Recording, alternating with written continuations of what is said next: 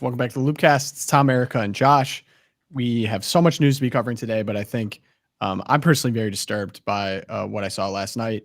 Anytime that there's any escalation towards war, as a Catholic and as an American, just greatly disturbed me, as I think a lot of people. So the service I want to provide in today's episode is to just very calmly address the lead up, the attack itself, the response we're seeing from Israel, Iran, and America, and then talk a little bit about justification and context. I've seen a lot of debate about it. I know it's a very contentious issue for people all over the world, but I will just, put forward our biases to those who don't listen to the show. We are Americans and we are Catholics. So that's what I'm hoping to do in this episode. I know Erica and Josh are on board. So if we could start just immediately today with footage from what came over last night in American time, early morning in the Middle East. But we have plumes, major attacks from Israel into Iran's nuclear facilities. It's been confirmed by both the IDF and Iran. Iran is pledging retaliatory strikes at this point in time. I haven't seen any footage of those strikes, but yeah, huge plumes. This was a massive attack. I'm going to get a little bit into casualties soon, but I think it's important to start with the lead up to this surprising many people. The Trump administration was engaged in negotiations. They were hoping to get a deal done. Clearly, this didn't happen. So leading up to the attacks, for the first time in 20 years, the International Atomic Energy Agency condemned Iran for not complying with its nuclear proliferation promises, well beyond the 250 kilograms of uranium enriched to 20%. According to the IAEA data, Iran now has enough uranium enriched to 60% for 9 atomic bombs. Israel did say this. Benjamin Netanyahu will get to his press conference, but he said this in his talk as well. And the United States did evacuate non-essential staff from the U.S. Embassy in Baghdad, and family members on military bases in the Gulf evacuated from the U.S. leading up to this. We were told personally, hey, things might get a little bit weird in the Middle East. So yes, this was on the table, of course, but no one expected an attack, I think, this soon. Steve Witkoff was preparing for another round of nuclear talks with Iran on Sunday. A lot we're seeing this as kind of a make or break. Can we get something done? Can we not get something done? There's been many rounds at this point. Witkoff told the senators that military strikes by Israel are on the table if no agreement is reached. He then brought up Iran's ballistic missile capabilities. The U.S. is concerned Israel's air defenses would not be able to handle an Iranian response involving hundreds of missiles, sources said. He himself, Witkoff, said that it could cause massive casualties and damage. They're very concerned about. So as a background to April 15th, Iran threw hundreds of ballistic missiles at Israel. The Iron Dome held, as also funding the Houthis, Hamas, Hezbollah. This has been going on for a long time. I would just like to say in these conversations, and Eric, I'll let you jump in here after this. We have been negotiating. Trump has very much said we want to be diplomatic. We want peace in the Middle East. There's 2 red lines from the United States side and the Iran side. The U.S. red line is that there can be no uranium enrichment. Trump was very clear about this at the Kennedy Center premiere. The showing of Les Mis. He was being interviewed many times. He said they just cannot have uranium enrichment. They cannot have capability for a nuclear bomb. And clearly at this point, they are enriching it. The Iran red line is preserving this uranium enrichment. Iran insists on retaining its right to enrich uranium domestically, viewing it as a, quote, inalienable right under the Nuclear Non-Proliferation Treaty. Iran foreign minister has stated there's absolutely no room for compromise on uranium enrichment and that it is, quote, non-negotiable. Some of the context I've seen for this is, for example, if you remember in Libya with Gaddafi, they actually did go through with a lot of this pressure and they did disarm their nuclear capabilities, got rid of all of their enrichment, and their country is now since descended into absolute chaos. They were attacked from all angles, especially by the United States. So there is historical context for why a country would not want to do this. North Korea currently does not want to do this, and Iran following suit. So this is kind of where the negotiations were stuck at that point. And if anyone's wondering too, as far as we know, Iran is not a direct threat to the U.S. homeland. They have not reached the capabilities to get there. Yes, they are very much a threat to regional U.S. military bases and Israel, and have very clearly said they want to wipe them off the map. So, well, yes, the question everyone says, are they a threat to the U.S.? No, not directly, but to our regional interests, I think a strong argument could be made. Sorry, Erica, did you want to jump in there?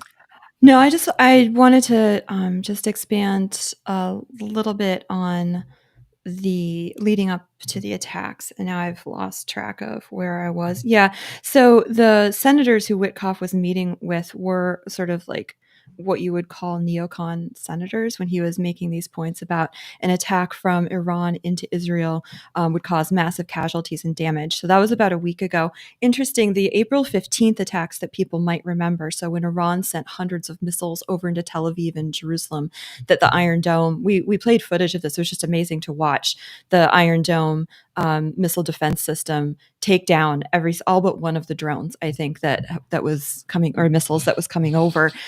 So that attack had depleted Israel's Iron Dome capabilities, which they only got back up online about 2 weeks ago, which gives them a little bit of a window. After that attack, Israel had taken out several of Iran's missile defense systems. And it turns out that part of this operation involved Israeli forces and Mossad going into Iran and actually building drone launch sites within Iran geographically, so that they had this window of time while the U.S. was pushing these negotiations, when their Iron Dome capabilities to defend themselves from retaliatory attacks was up and running, but before Iran was able to rebuild its own missile defense system. So this was another sort of piece of the puzzle when it comes to asking the question, why now? Why did they push so hard? And according to Marco Rubio, act unilaterally at this moment. Problem is, I mean, Marco Rubio and Donald Trump might be telling the truth that it is unilateral action. I'm sure Israel told the United States first, like, hey, we're going to do this. It might be unilateral. It might be Israel doing it on its own. The fact of the matter, though, is because U.S. and Israel have worked so close together for so many decades, Iran might not believe it. Right. And so that's why when Trump said it, I'm sorry? I don't believe it. I mean, that's what I'm saying. So that people might not believe it, which is why Trump said they went on their own. And by the way, Iran, if you try to come after us, that would be a mistake, and we'll come after you. So that's why he had to issue that threat, because he figures Iran's not going to believe it. Yeah, and I actually, so I would just want to get in what happened last night and then address the question, were they acting alone? Because what was said leading up and what is being said now are two different things. So what happened? Israel killed 3 of Iran's top generals, Salami, Bagheri, and Rashid, as well as top nuclear scientists in Tehran and stealth nuclear facilities. Multiple strikes at the main enrichment facility, hit a nuclear research facility, 2 adjacent military bases, heavy water reactors where Iran produced plutonium, targeted defense and industrial compounds, and radar facilities, destroyed an oil refinery. Iran has launched over 100 drones at Israel at this point, which the IDF is working to shoot down. So you saw that footage. There's plumes everywhere. By all accounts, a very successful attack. And this is what Benjamin Netanyahu put out. I think it's important for all of us to watch before we get into whether the U.S. involved or not. So we'll play that video here. Moments ago, Israel launched Operation Rising Lion, a targeted military operation to roll back the Iranian threat to Israel's very survival. This operation will continue for as many days as it takes to remove this threat. For decades, the tyrants of Tehran have brazenly, openly called for Israel's destruction. They've backed up their genocidal rhetoric with a program to develop nuclear weapons. In recent years, Iran has produced enough highly enriched uranium for 9 atom bombs. 9. In recent months, Iran has taken steps that it has never taken before, steps to weaponize this enriched uranium. And if not stopped, Iran could produce a nuclear weapon in a very short time. It could be a year, it could be within a few months, less than a year. This is a clear and present danger to Israel's very survival. 80 years ago, the Jewish people were the victims. So, indicators to me, this is not something that's going to end. This is something that's very much going to continue. And Iran, the supreme leader, Khamenei, promised severe punishment for the attacks, not just for Israel, but to the United States as well. So is Israel acting alone? I think that was the question before. And you guys mentioned this Rubio statement from last night, straight from the White House. Tonight, Israel took unilateral action against Iran. We are not involved in the strikes against Iran, and our top priority is protecting American forces in the region. Yeah, it's going to happen once an episode. I think we're back. You're in. This is so frustrating. It's a plot. Yeah, exactly. Right. I'll get back to it. Okay. Israel advised us that they believe this action was necessary for its self-defense. President Trump and the administration have taken all necessary steps to protect our forces and remain in close contact with our regional partners. Let me be clear, Iran should not target U.S. interest or personnel. Mm-hmm. So again, whether or not it's I would just say Israel was going to do this action whether or not the United States said to do it or not. So it's entirely possible that Israel acted on their own. The problem is we've worked so long and together with Israel that why would I have some things that conflict that as of this morning, Josh. So leading up to I'm not saying that. My point would be, could you imagine a scenario where Israel would go unilaterally? My answer would be, of course. That doesn't mean that this was unilateral. Mm-hmm. Yeah, I have some things from the Trump team that new information. So basically, this was leading up to it. Trump says he wants an agreement with Iran and stressed the U.S. is close to a good deal with the Iranians. I prefer a deal. As long as I think there's a chance, I would rather that they don't go in order to ruin it. And then he's referring to the Israelis there. And then from Trump himself, leading up to this, we remain committed to a diplomatic resolution to the Iran nuclear issue. My entire administration has been directed to negotiate with Iran. They could be a great country, but first they must completely give up hopes of obtaining a nuclear weapon. Thank you for your attention to this matter. Thank you for your attention. So that was all leading up to this. And now we get after the strikes this morning, Donald Trump. I gave Iran the chance to make a deal. I told them in the strongest of words to just do it. But no matter how hard they tried, no matter how close they got, they just couldn't get it done. I told them it would be much worse than anything they know, anticipated, or were told, that the United States makes the best and most lethal military equipment anywhere in the world by far, and that Israel has a lot of it with much more to come, and they know how to use it. Certain Iranian hardliners spoke bravely, but they didn't know what was about to happen. They are all dead now, and it will only get worse. There has already been a great death and destruction, but there's still time to make this slaughter, with the next already planned attacks being even more brutal, come to an end. Iran must make a deal before there's nothing left and save what was once known as the Iranian Empire. No more death, no more destruction. Just do it before it is too late. God bless you all. You got Brett Baer going on. From the standpoint of Trump, he's got a long-standing, disdain for having to have war. Like, in his mind, it's like, be proud of your country, make a lot of money, and don't kill each other. Like, for it's not like it's a flawless theory, but it's not bad. Yeah. And for him, that's what's on offer here. The problem is that, and you put out the red lines that each country has, Tom, and they're completely at odds with each other. Iran's red line is, yes, we can continue to pursue enriching uranium that can be used to make nuclear weapons. And from the United States point of view, no, you can't. And so you come to this impasse. And the problem is that not every nation or government of nations, I want to make a distinction between Iran, the Iranian, the Persian people, and the Ayatollah's regime there. But the Ayatollah's regime is not interested in, we just want to be a country like Qatar, or we want to be a country like Saudi Arabia.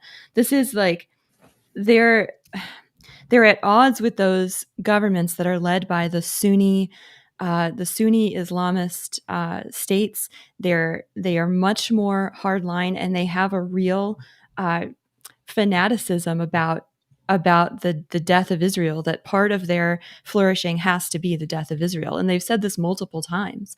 And everyone knows this. This is, so again, I don't, just when you have that impasse. Yeah. I think sorry, if I could just finish out. Axios is reporting as of this morning that Trump and his aides were only pretending to oppose an Israeli attack in public and didn't express opposition in private. We had a clear U.S. green light, one claimed. The goal, they say, was to convince Iran that no attack was imminent and make sure Iranians on Israel's target list wouldn't move to new locations. Okay, so one, it's Axios. Two, it's unnamed Israeli officials. So take it with a grain of salt. Yeah, for sure. Like, no doubt. So just reporting what's when out they there. say we had a green light from the United States, what did that conversation look like? Was it just that Trump's like, well, thank you for informing us that you're going to take this unilateral action. We won't impose sanctions on you. We'll continue to send you the same level of aid or something like that. It's far from being like, yeah, rah, rah, we're going to start a war in the Middle East. But it might just be like, if It might that's have what the you're same going to effect do. on Israel's enemies, but I agree with you. I mean, they're not going to probably parse it out that well. Right. Yeah, for sure. But I think the statement from Trump this morning and then the statements from Axios combining, it seems like, if not explicit support, tacit support for what's going to happen. The problem I think a lot of people have with this, and I'm not even sure where I land on all this, but I think it's politically expedient to say that Israel acted alone, even if no one really believes it, because then it gives Iran the opt-out to not attack the United States, to therefore bring them in, right? It can just be between Iran and Israel, and then and everyone kind of act that way. The United States can kind of act that way. They don't have to put U.S. troops places. The big question in everyone's mind, though, is, does this bring the United States into a larger war in the Middle East? Does it bring the United States closer to a larger war in the Middle East? I don't think Israel can act the way that they act without U.S. support in any way, shape, or form, whether that's the Iron Dome system, whether that's the missiles they shot over there, whether that's the drones they shot over there. They just can't. It just is what it is. And so the real question now, and I hope cooler heads are really thinking about this in the White House, is, the problem, I think, from the American perspective is we were burned so badly in Iraq and Afghanistan, where we were told there's weapons of mass destruction there. We need to go in there. We need to bomb them out. We need to free them with democracy. I think most people are burnt out on that and don't believe that anymore. So it is hard if Iran genuinely does have nuclear capability and plan to use it, because there just isn't, in my opinion, enough out there to really prove that. However, I don't think anyone really wants that. So I feel I'm just trying to put out very honestly what's being reported right now. There's a lot of games being played behind the scenes. I'm sure more negotiations to follow. I will just say, I don't like, Lindsey Graham tweeting out, game on, we just struck Iran. I think That's everyone voted for disgusting. that to leave office. It's disgusting. No one wants to have war in the Middle East. It doesn't benefit everyone. Why can't the people of South Carolina have their own color revolution and get rid of Lindsey Graham? Yeah. Come on, South Carolina. And hit, like at least John McCain, is no longer with us, because he'd be singing right now. Remember that when he was campaigning for president and everyone was asking about what we should do in the Middle East, and he goes, bomb, bomb, bomb, bomb, bomb, Iran. Yeah, thanks, bro. Big joke. It's all really funny to you. It's all funny. Death and destruction. I can't even, again, I'm so happy that the neocon faction of the Republican Party is shrinking and shrinking and shrinking and shrinking every day. But it's not like it's dead. It's like the cold. You just can't kick it sometimes. And so, trust me, Trump is light years ahead of Romney, McCain, George W. Bush. Yeah, and I think Trump understands this well too. This is a much different situation than Iraq or Afghanistan. Iran is a massive country, and while they might not threaten us physically with being able to reach us with technology, this would not be the same. If we were to start a war of some kind, it would not be the same, not even close to. Well, Iraq is a shell of what it was, but back, when we started the war in 2003, they were like, what, the 6th largest military in the world? So right, they had the oil fields too back. Yeah, before they were not nothing that Kuwait War. Yeah, I would say too, there's the China factor, and just it's not that Iran acts alone by any stretch of the imagination either. So Iran's largest import trading partner, China, makes up 34% of what they have coming into the country. They export oil. Really, their only export in Iran are the oil fields. So honestly, like, if Israel's really going to take them out, that should just go for every oil field at this point, which they'll probably do because they have thought about this longer than I have. But but for them, there's also the Chinese influence going on, and the interplay between the U.S.-Israel alliance and then the Chinese-Iranian alliance. And then you have other countries in the region which have increased in power, such as Saudi Arabia, such as Qatar. And they're saying, whoa, guys, like, everyone needs to cool down here. China made a statement this morning. Everyone needs to just stop and cool down. We don't want war in this region. And there's so much interplay going on here between so many countries. And it's hard to parse it all out. regarding, this, whatever you think about Israel's reaction, I actually agree with Mike Cernovich, who said, even if the hardcore Israel haters are right, how does that deal with the much bigger issue of China owning land in the United States of America? Undoubtedly, they have drone armies prepared to strike, as Ukraine did in Russia and Israel and Iran. Mm-hmm. To me, that's still a bigger issue. I mean, that should scare. Well, that's the homeland. Yeah, that should scare people. And I'm not trying to take sides versus Ukraine and Russia. Okay, but that operation that they did was like mind blowing. Like, just that these drones like took off into Russia and just took out so much military equipment, jets, all this kind of stuff, tanks, whatever. Imagine if China could flip a switch and do that with the land that they own here and just take out a bunch of facilities. It could cripple our country. I'd be shocked if they couldn't. I mean, so you're kind of referring to the reports coming out that there were Mossad operations within Iran. 100%. They had been building up technology and hiding there to basically shoot down the drones immediately before they could get shot out back at Israel. Say whatever you want. Smart military. Israel actually did such a good job of preventing any kind of retaliation from Iran last night that they lifted the shelter-in-place orders this morning for cities in Israel, because they don't see that it's absolutely necessary for people to stay underground. They're going to have warning. They still have the Iron Dome because they had already put in place in Iran these ballistic missile drones that could take down the missiles before they even left Iranian airspace. It was amazing. It was incredible. And like Josh said, we would be foolish not to think that this isn't how every major world power is operating at this point, including here in the United States. Yeah. And like I mentioned on the show, there's so much news going on.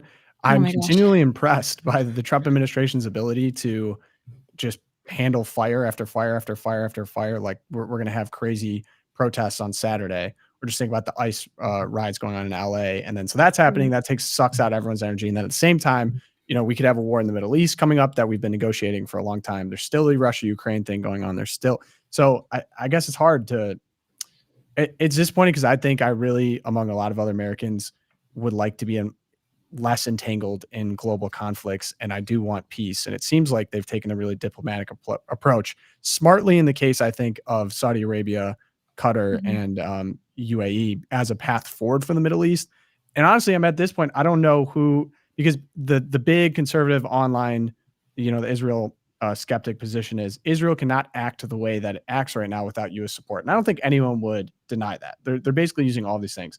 But at the same time, has anyone considered that we might be working through Israel, as I said, politically expedient to, if we feel that Iran is a real threat, a threat beyond. And as I said, people are skeptical, and rightfully so, because we've been burned in the Middle East, and this is kind of the playbook that has happened before.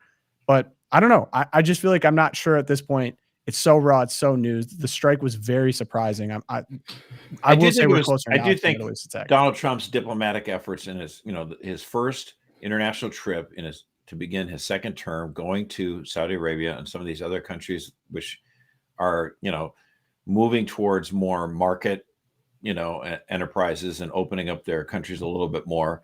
I think that was his way of saying, look, I'm going to celebrate this, and in hopes of trying to convince Iran that there's a better path. Of course, it was a low chance that Iran would go that way, but I mean, that used to be Iran, by the way. They had very secular regime not long ago. Right. And then the Ayatollahs took over. And look, I'm just as frustrated with the CIA involvement in Iran in the 50s, where we basically executed a coup. So, there's so many different strings here that led us to where we are. And it's frustrating that we're in our current position. But, I don't envy Trump's job. I think it's very challenging. And I think president again, though. Yeah, isn't it? Yeah. Rather him than the other option. Yeah, seriously. Well, that was even the thing with Saudi Arabia before. They were completely spurned by the Biden administration. They never talked to them.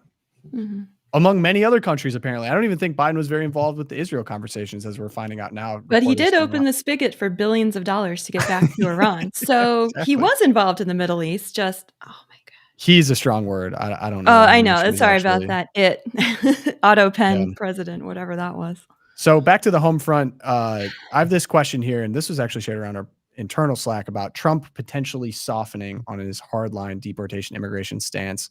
Josh, very curious for your thoughts on this. We have, again, multiple balls being juggled by the Trump administration, but another. Yeah, read the statement. I will. Our great farmers and people in the hotel and leisure business have been stating that our very aggressive policy on immigration is taking very good longtime workers away from them, with these jobs being almost impossible to replace. In many cases, the criminals allowed into our country by the very stupid Biden open borders policy are applying for these jobs. This is not good. We must protect our farmers, but get the criminals out of the USA. Changes are coming. And Trump has actually signaled what some of those changes might be from a press conference. He was asked a very similar question. I'll play that before we get Josh's response.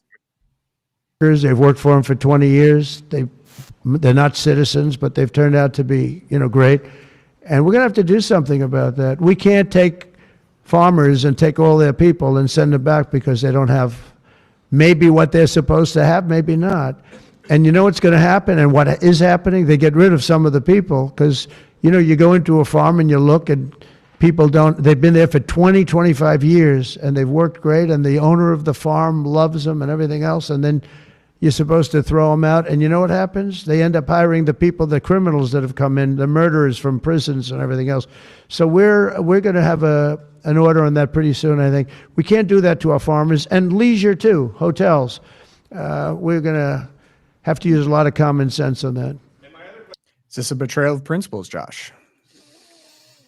I have sort of mixed thoughts on it. I mean, obviously, the Catholic bishops have called for precisely this, which is to say, prioritize getting rid of the criminals, the thugs, the rapists, and people who have committed crimes in addition to unlawfully coming into our country. Obviously, the point is, coming into our country illegally is still a crime. But yes, obviously, raping, killing, stealing, all the assault, those are all much worse crimes. And so to the extent that Trump is going to be focusing on that first and primarily, will probably alleviate a lot of the opposition. There's still going to be opposition to him, of course, and his policies on this. So it's going to make, from a Catholic perspective, first of all, I think he could deport anyone in the country illegally from the Catholic perspective. I think that's still justified, but it's going to take a lot of, the Catholic bishops are going to be happy to at least hear that. I would say, again, this comes to mind what exactly Donald Trump was talking about in his first term.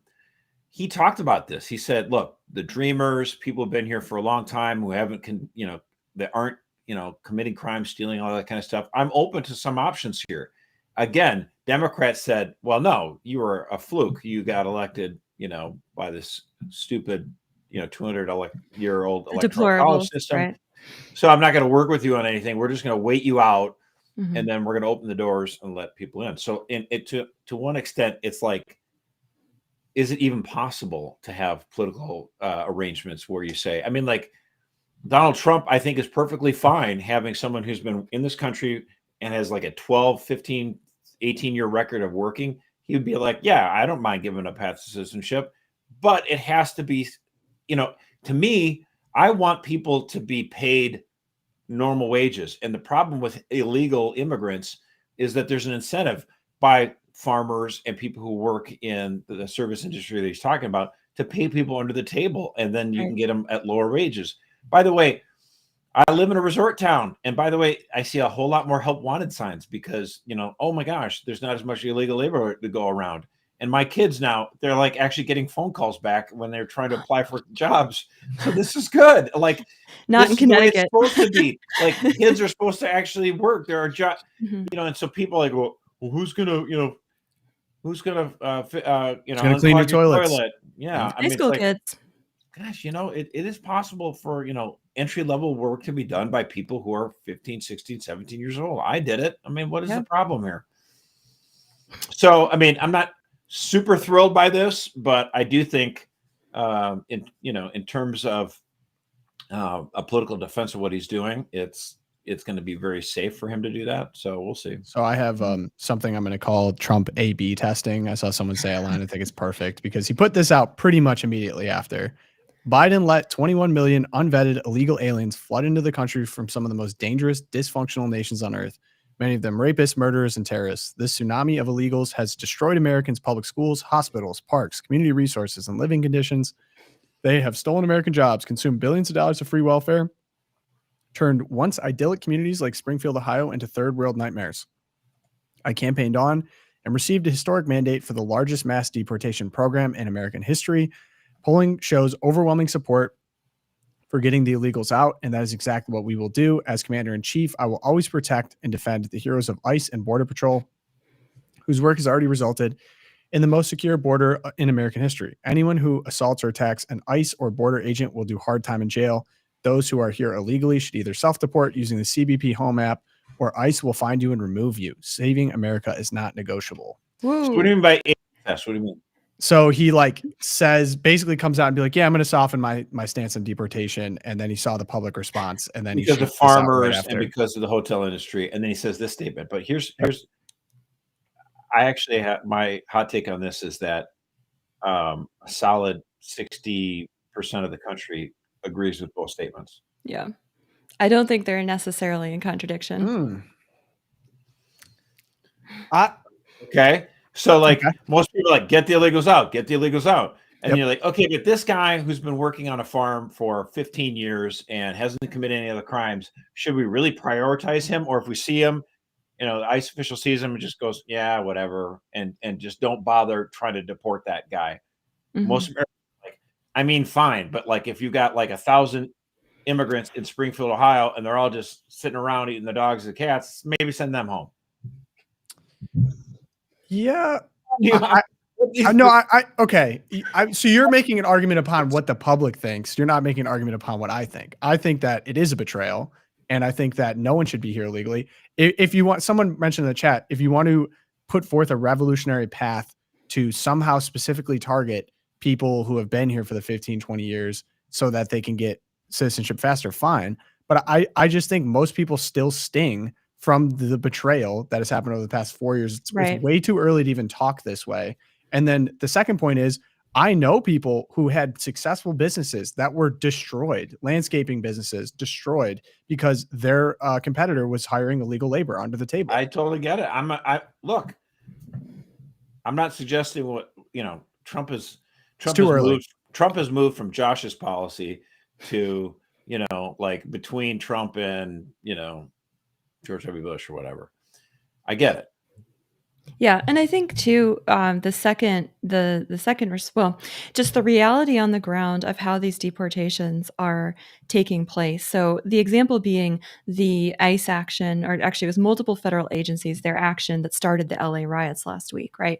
So what did they do? They had the ICE, the IRS, and there was one other major agency in there they got the order from the judge that they could go into this warehouse because they had probable cause that there were illegal immigrants working in there who also had criminal records, right? The reality is that the criminals who are in this country, the convicted criminals, are so deeply embedded and ingrained in the broader illegal migrant community that when ICE does these actions, I think they ended up arresting over 300. 127 of them were those they're mostly men with prior convictions. And the rest they were there. They were simply there. And the reality is that if ICE has to, every time it goes in to perform an action, tease out the difference between, okay, well, this guy was this and he was this and we went in for this. If they have to do that, then what has already been a much retarded process compared to what Trump promised in terms of the pace of deportations would be even longer. And like you said, Tom, we're coming off of, what are we at? We think low estimate 11 million. Mid estimates 20 to 22 million people in this country illegally. The real politic of this is that we have to allow ICE to arrest anyone who's committed a crime, including if that only crime is entering the country illegally. Does that stink? Yes. Whose fault is that? It is absolutely the fault of the Biden administration for turning on the spigot. We are still, I looked it up, Obama is still way ahead of Trump in terms of deportation. So the deportation president, I think by the end of his second term, 5 million.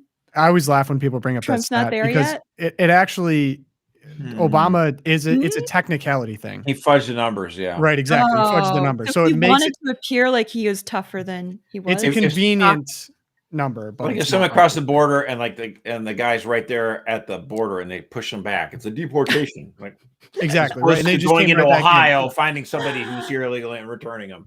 That's like my kids cleaning their bedroom floor. They're like, it's under the bed in the closet. Exactly. It's Now, clean. And then they now you open the give door me your again. little crown and like you cleaned your room. And Yeah. it's just all under the Worse bed. if I give them their allowance and they cleaned their room, then they mess it up again. I'm like, clean your room. They're like, okay, get another $1. So there's a couple interesting things going on here. Like Biden, to me, just or whoever was running it, exposed and basically utilized the previous problem that because people are using semantic arguments or emotional arguments to allow people in the country that were basically taken advantage of by employers to abuse a system that we don't have any documentation on, that we don't know, and just can operate in a country without the same accountability that a law-abiding citizen would have. Just a huge problem, no matter how virtuous or hardworking or whatever these people are, from a common good legal standpoint, it's a humongous problem. It was a humongous problem then, it is now.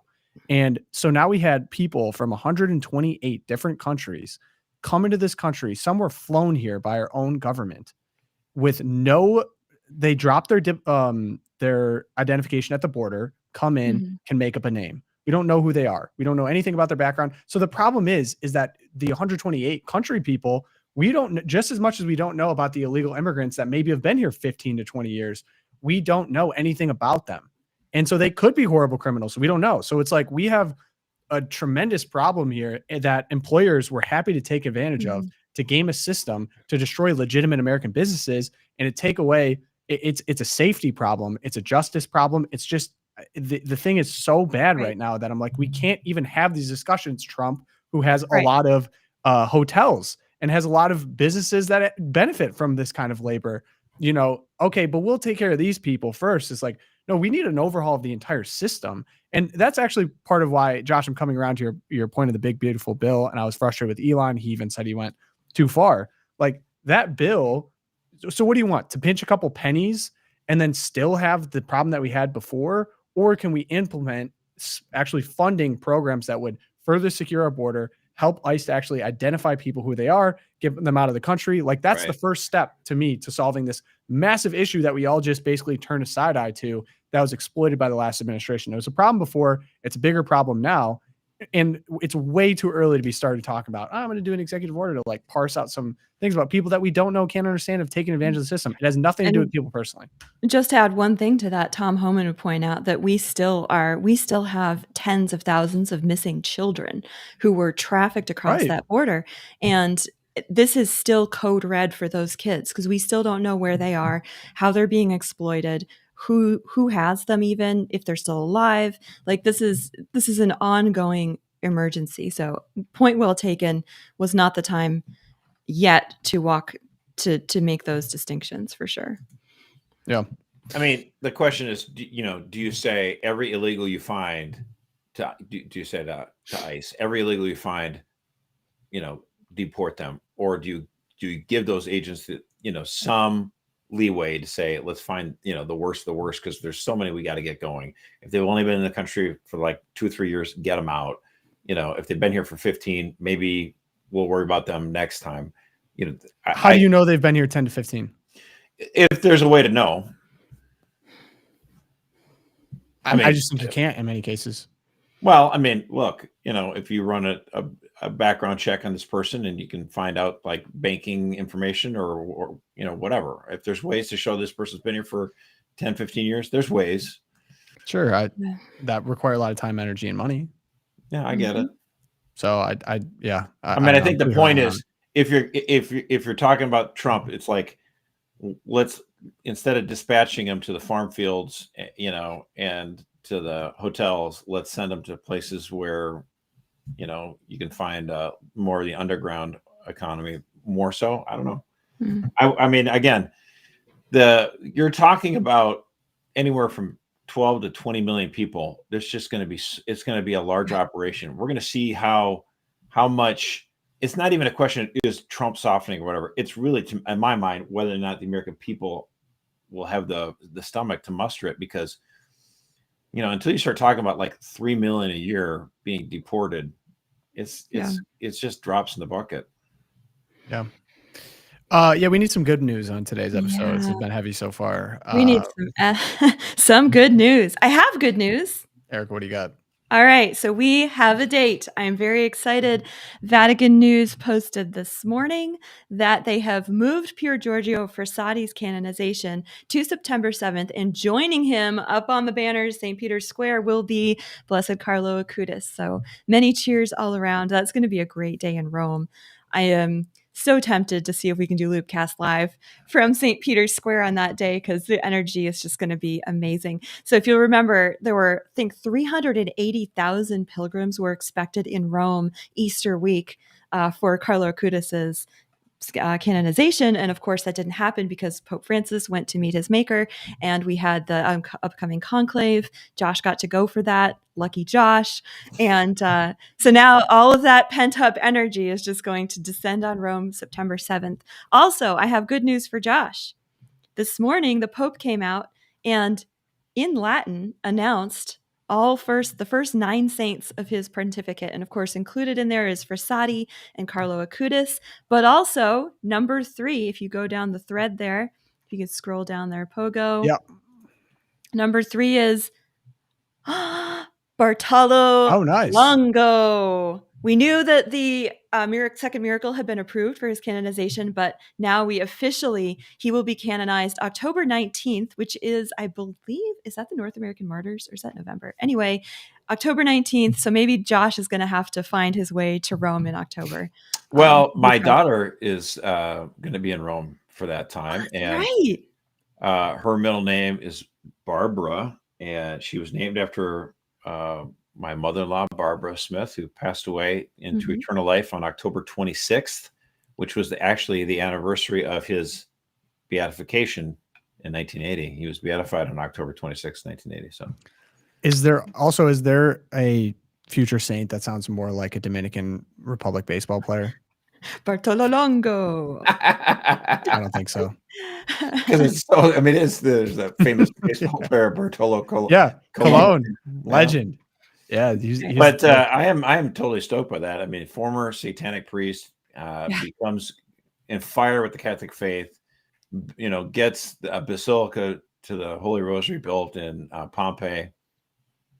He's awesome. Which, if you can ever get to Pompeii, it is awesome. What an amazing day that was in my life. I've never been to Pompeii. Are you I've singing? only heard the song. Yeah, you know the song. Is it called Pompeii by what's that one called? By Brian Wilson? No. May he rest in peace. Yeah. By the way, no clue what you're getting at there. I don't know what you're talking about. No, there's a song showing the generational divide. Come on, Bastille. Yeah, it's by Bastille. You've never heard this? No. Dude, go take a listen. That's Also, that's a no for me. Good news recommendation. Anthony Oliver's back with a song called "Scornful Woman." Unbelievable. I watched the music video yesterday. I don't know if it's good news. It was intense. That was like a diss track of epic proportions. But I'm glad to see that he's back from Richmond, north of Richmond. Obviously came on the scene, but oh, nice. I usually like my music country and at least 40 years old. Josh, nope. I think the fiddle was on fire for this one, and after I might give it. I think this one might actually be for you. It's worthy of a Mercer. Basically, he blew up. He blew up, and his wife divorced him, and is trying to take more than 50%. And so he wrote a song and future profits. So he basically wrote a diss track, and it's unbelievable. It's the Taylor Swift success formula. Yeah, totally. Yeah. I don't think he would. You're trying to get me to listen to this? No, Josh. There's a fiddle. It's awesome. No, but if Taylor Swift was a bro, it would be Oliver Anthony. Okay, stop. I don't know about that. I don't. No. I don't. You're I'm bringing the feminine perspective, guys. That's my job. We're gonna need a reaction video of Josh listening to "Scornful Woman." I'm telling you, you're gonna love it. But okay, Josh, your Twilight Zone. Hey, so it is good news that the citizens of our own country actually believe in it again. We're seeing record recruitment numbers coming up. It completely turned it around after the years of the Biden administration. The recruitment for the military completely tanked, especially because the Biden administration forced everyone in the military to get the COVID shot. And the Washington Post is like, well, President Trump and Defense Secretary Pete Hegseth have been quick to take credit for the recruiting surge of 61,000 new recruits in the Army. Yeah, they get to take credit because, that's how credit works. When things happen as a result of your action, you get the credit. That's how this works. That's right. That's funny. WAPO is currently in my mind, Toby from The Office. It's just the worst. It's just That's how credit works. Martha's Vineyard backbone is anyway. All right, I'll round it out before we get some Josh expertise. I will be attending the Pope Leo celebration mass at White Sox Stadium, right field, Saturday. So tomorrow. Okay, I'm excited for the mass. I'm a little worried. Yeah, I'm not gonna lie. I'm a little nervous. People, I've seen footage of protests. I actually am really curious how it's going to affect the event if people won't turn out or where the protests. I think the protests will be more in the Loop in Chicago. So I think I should be okay. I tried to map out a plan, a route there to avoid a lot of that. And it is truly on the south side. Want to go to the south side of Chicago. That's probably smart. Right. Yeah. So yeah, I was all excited about it. I'm like, yeah, it's gonna be sick. And then all of a sudden, no King's Day protests. The country's gonna be on fire. Don't go outside. I'm like, white liberals protesting in the Loop safer than going down to the south side where. Yeah, south side should be interesting. But I'm hoping the plan is to go to the mass, to be doing some interviews with young Catholics, get the perspective on everything, get some good, cool footage. And then I'm gonna try to stop by his favorite pizza place. Hat. Yeah. Not gonna wear my Tiger's hat. But I'm gonna stop by the Aurelio's and try to see his house on the way back to Indianapolis. So it should be very interesting. So pray for me. I think it's gonna be good. I think it's gonna be a positive event.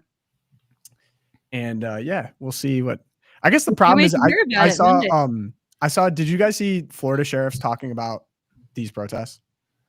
I heard DeSantis. Yes, I did watch the clip. DeSantis and the Florida he's like, you will get shot. If anyone tries to attack anyone, you'll get shot. We're not going to feel bad about it. You're going to go to jail. We won't prosecute people who run you over. Yep. He's like, if you run people over, if your car's overwhelmed, if you run them over, don't care. We're not going to prosecute them. Like, that is a place that I wish that the mass was located. I already wanted to move to Florida. Stop making this exciting. And then, of course, the flip side of this is what JB Pritzker shows up in front of Congress of I'm not a sanctuary state. What do you mean? It was a crazy hearing. Not ideal location, unfortunately, for, in terms of rights of normal people that don't want to be swallowed up by insane protesters. So yeah, we'll see how it goes. Okay, Josh, expertise point. I saw that the Recessions Bill passed. Rescissions. We had the recession. This is the rescission. Okay, to be fair, Erica, when you slacked me about this, you were like, "Oh, it's recessions." I think you auto-corrected it or something. And then you said I was using voice to text. Sorry about that. Yeah, I'm so confused. Anyway, I'm confused. There's a rescission. Explain it, Josh. This was passed, seen as a win, I guess. I'm confused about it. So it's an opportunity for the House to go back and say, that budget we already passed in the law. This is not the big beautiful bill. This is the previous year's budget, the current year, in other words. And we're just making rescissions. We're making alterations to it. You know what?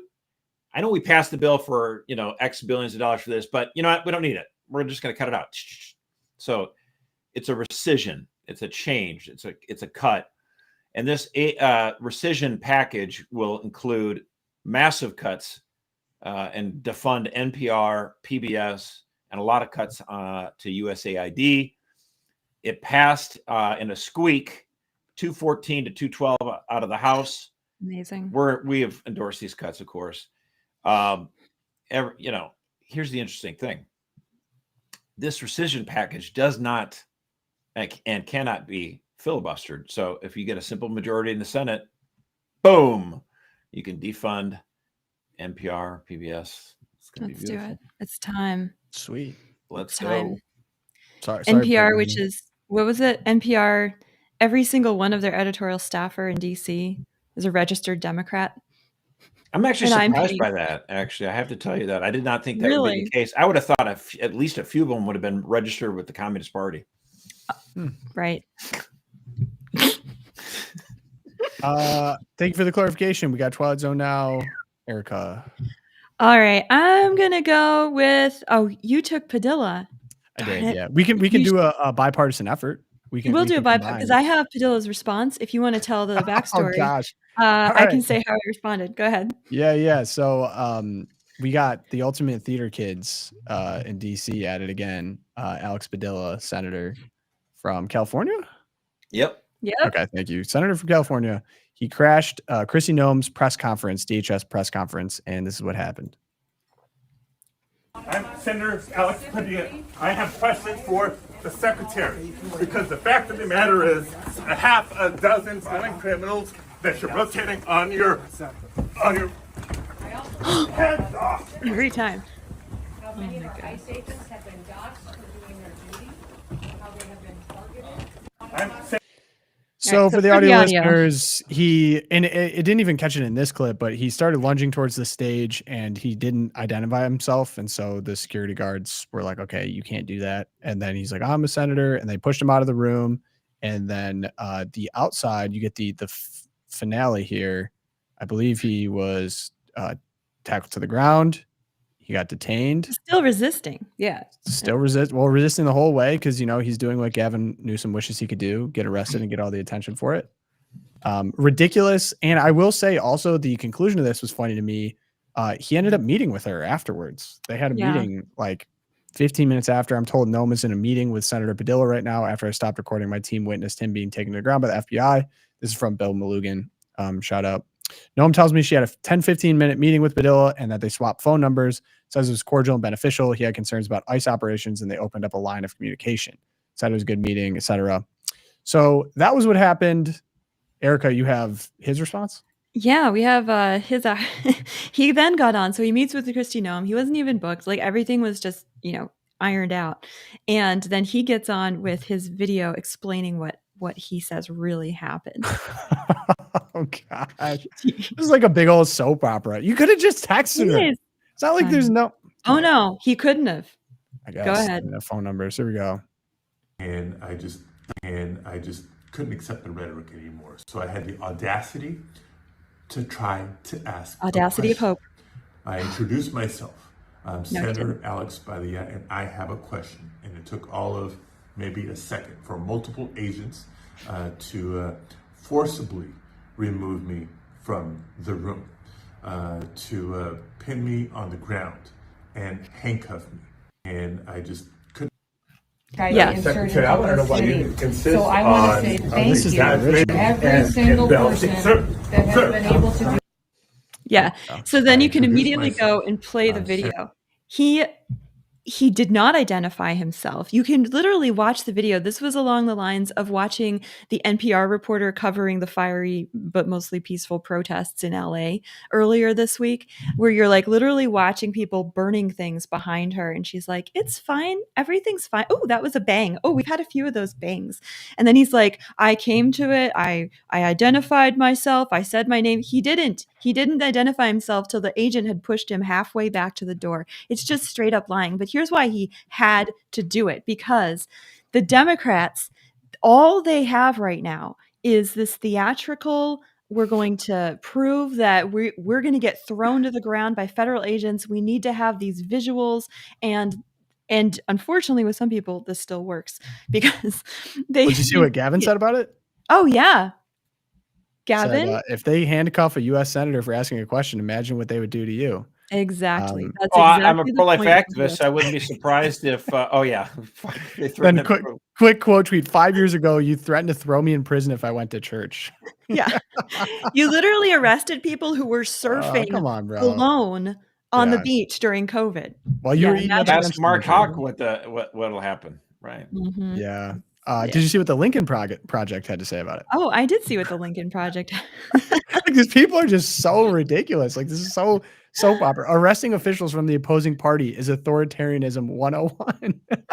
I sense a community note coming. Come on, man. Community note. They celebrated the arrest of Trump by the Biden administration. Like, do you not think we were alive? Like this was not long ago. And then I think my personal favorite, this is a little bit of a deep cut, but we get Sheldon Whitehouse. RFK's friend, former friend. Oh no! He has two picture comparisons: one of Alex Padilla and then a civil rights protester. He belongs to an all-white country club. It's like, does anyone think before they post? Like, we all know it's all out there. No, it has nothing to do with truth, Oh my reality, or gosh, integrity. It's like my most recent Twilight Zone is at Gavin Newsom's press conference. I can't even remember if I talked about it on the show. His press team has just started posting AI videos of Trump tweets in the voice of Star Wars characters. Have you guys seen these? Yes. One was General Grievous's voice about Stephen Miller.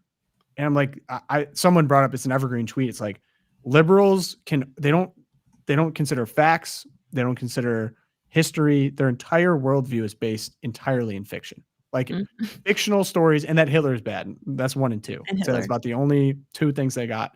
And the funniest thing about the General Grievous thing was like, General Grievous is one of the coolest characters in Star Wars, and his hatred of the Jedi was completely justified because they intervened on behalf of the other race in his world, and they slaughtered all his people, including basically killing him. But I'm not going to split hairs over it. All right, they clearly don't even understand the Star Wars that they're quoting. Anyway, that's all I gotta say. What would Mel Brooks say? Oh, he would say, is this your Twilight Zone? No, but it is kind of fun that, Mel Brooks took to Twitter and did a little thing about now he's doing a second Spaceballs movie. The video clip he put together was so funny. I mean, like, since we did Spaceballs, they've done Star Wars was only a trilogy, and then we put out Spaceballs, and then since then they've done a trilogy, a sequel trilogy, and then a prequel trilogy. A prequel to the sequel, and then a sequel to the prequel, and he was so funny the way he was putting it together. So funny. I give him credit for that. But I got to tell you, Mel, if you don't call your movie Spaceballs 2, The Search for More Money, what are you even doing? Because that's what he called it in the movie, the first one. So many jokes in there. Some of them are not really appropriate. I've never seen Spaceballs. I mean, it's the thing. I watched it as a kid. It's a movie that you watch and you laugh your butt off, and you watch it 20 years later and you still laugh. But like someone who's never seen it will like, why is this funny? And because jokes are in context and you just remember that you laughed at them. That's like The Princess Bride. So many of my friends, when they were 10 years old, watched it. I had never seen it. And then when I finally watched it as an adult, I'm like, it's not really that funny. And like, wow, Josh out on No, my kids love it. Controversial take. Out on The Princess Bride. Here is my little Twilight Zone, because I had so many Twilight Zones, and honestly, between the news coverage and everyone selected mine, so I'm just going to do my backup. I will say this: I've said it many times before. Patrick J. Buchanan was a prophet. This is on CNN 13 years ago. Just listen to what this man said.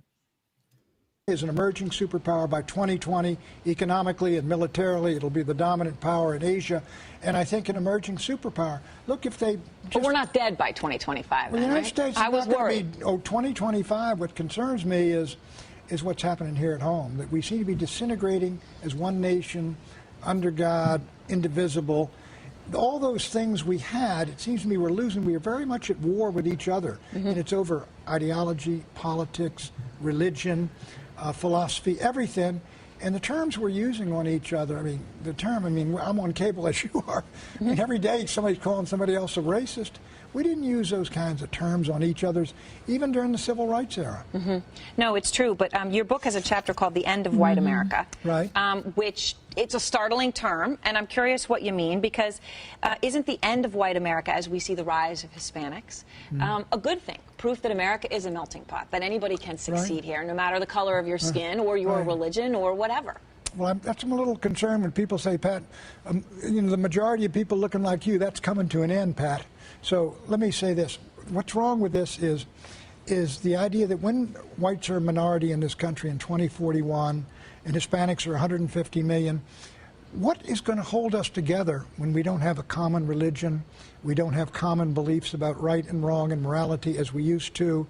We are at war over whether or not equality means equality of rights or equality of rewards. The American dream, the freedom. So here's what I'd say. The dream. I mean, he predicted just about everything correctly. The only difference I would say is the video that you showed last time with that guy in the man bun and that Karen that was yelling at the black woman trying to get to work. It turns out that white woman's name actually is Karen. Just coup de grace. No. Anyway, so it's like, here's a black woman who just wants to drive to work, and the man bun dude who got a $150,000 settlement from the city of New York over a Black Lives Matter protest that his civil rights were violated against. I mean, you can't make this stuff up. And so, like, Pat thinks to himself, the guy waving the Mexican flag on top of, in front of a burning car in LA riots, see, this is the problem. And I'm like, well, the problem is that guy plus the Karen and the man bun guy stopping traffic off. And what's happening is hardworking Blacks and Hispanics are realizing that Trump's in their corner. Right. And so, is it the case? I mean, I do think Hispanics in Texas and Florida, because they have good governments there, are, they're realizing, wait a minute now, this is the better path. But in California, the politicians are fomenting the racial hatred and the victimization, and the media's playing along with it. And that's a problem. But ultimately, I believe Donald Trump understood what Pat Buchanan is getting at, and he made the risky move of trying to win over Black and Hispanic voters. And he did better than anyone had done in 60 years. And so Pat's he's like mostly right about like China becoming an emerging threat, like white America becoming a problem. But of course, the problem is the white liberals are the problem, not the Black and Hispanic people who actually want to just get to work and become part of the American dream. And so anyway, it's just a fascinating thing to see. Pat was so right on so many ways. 25 years ago. Why was he? I think that was 13, but yeah, I mean, why was he ostracized? I feel like he was really ostracized from the Republican Party. Oh, by the Bush Cheney neocons. Gee, what a shock! Because you read back and you're like, okay, this guy's right about pretty much everything. What was Bush Cheney all about? Like amnesty and bombing foreign countries, and we can cut taxes. And Pat Buchanan's like, we should care about our workers. We should, not have illegal immigration, because illegal immigrants aren't going to be tied to the country as much. Well, and if I remember too, he would not lie down and die on the culture wars. Those issues, he saw them as central to the American future, to the future of our country. Can you think of anyone that like a bigger gulf than Dick Cheney versus Pat Buchanan? Dick Cheney was pro-gay marriage. Dick Cheney didn't care about the abortion issue at all. I mean, he had some votes when he was in Congress, but he wanted to bomb foreign countries to or Defensive Marriage Act, align our economy towards corporate interests. Right. I mean, got pretty rich doing so too, I will say. Yeah. Can I end on a fun one? Please. Have a fun one. Do it. All right, look, I'm a baseball guy. I grew up playing baseball. I have to do this. I have to. There's this thing called Congressional Baseball Game, and it's a good old time. Everyone gets together. All the aides for senators, they get drunk at this event. It's a good time. It's supposed to be bipartisan, and they all look incredibly goofy doing this because many are not very athletic and probably haven't touched a baseball game in a long time. It's the members of the House and Senate playing on the teams, the Republican team versus the Democratic team. They do it at the same stadium that the Nationals play baseball. Yep, it's a tradition that's been going on forever. Okay, so did Chuck Schumer pitch? No, maybe I didn't check. But so this is the seventh inning. Not everybody. Okay, so they only play 7. The Republicans are up 13-2. Okay, this is important information. Tracks. Ruben Gallego steps to the plate. Last out. There's 2 outs. Democrat senator from Arizona. Yep, and this is the last pitch of the game. And for the video, tell me what you see wrong with this. By the way, congratulations to the senator and his family. I hope they have a beautiful, safe, healthy baby. That one's in there for the strikeout, and that's going to do it. And he complained. Okay, so for the audio listeners, 0-2 count. Ruben Gallego tries to bunt. He tried to lay down a bunt with an 0-2 count down 11. 2 strikes. With 2 strikes. If you try to bunt on 2 strikes and it's a foul, you're out. Yeah. Oh my gosh. And you know what's funny about this? And he complained about the call. He pulled the bunt back, complained about the call as he struck out. It was a dead strike too. It was right down the middle. Right down the middle. And I went back and I was like, I cannot believe there has to be something more here, right? I go back to the full final at bat. He tried to bunt on an 0-1 count before the 0-2 count, did the same thing, pulled it back. Is there any indication? This is about as good as the Democrats would be governing the country right now. Mm-hmm. If you don't know not to bunt in an 0-2 count, you can't govern. There should be a new statute. You cannot be in office if you were to ever do this in any situation. I'll allow any it. time. You should just your political career should be over. I can't help but mention though, it was precisely the Republicans a few years back when they were practicing on a ball field in Alexandria for this game, Right. that a psycho Bernie bro guy brought his gun and started opening fire on Republicans. And Steve Scalise got shot, and he, nearly, if it hadn't been for his new security detail, there would have been several people that have died. And it's just a reminder, like all the talk you hear from the media and the Democrats about violence from the Republican side, hello, congressional softball game or practice where the Scalise got shot. How about the neighbor to Senator Rand Paul who came up to him and attacked him while he was mowing his lawn? I mean, there's a lot of violence that Democrats are perfectly happy with all the time, much more than the Republicans. Yep. You can't bunt with O2. I'm sorry to get back to that. Like Ruben Gallego should never be anywhere near American. Pogo's like a little bit caught up on this. Yes. Who is the best? Who is the best baseball player in all of the congressional baseball games? There has to be a former MLB player. There must have been, a former. Well, there's been a few, but Jim Bunning was a senator from Kentucky. He's a Hall of Fame pitcher. Yeah, I mean he was. Oh man, when he was there, I mean they just Republican. Yeah, Republican for sure. And I actually did hear that a federal judge did actually say they had to reverse the strike call. Oh, right. You had me. I believed you because that's not outside the realm of possibility. How about the federal judge in San Francisco that just declared that the drone strikes were, had to be stopped? Yeah. We have 368 tyrants. I'm getting word that the LOOPcast has to be shut down from a federal. Yeah, we have to retract that. The federal judge said we got to shut it all down, dude. No more LOOPcast. Oh my gosh. So, okay, we will go with the score. See, I had to end on a funny one. That bothered me for the entire day.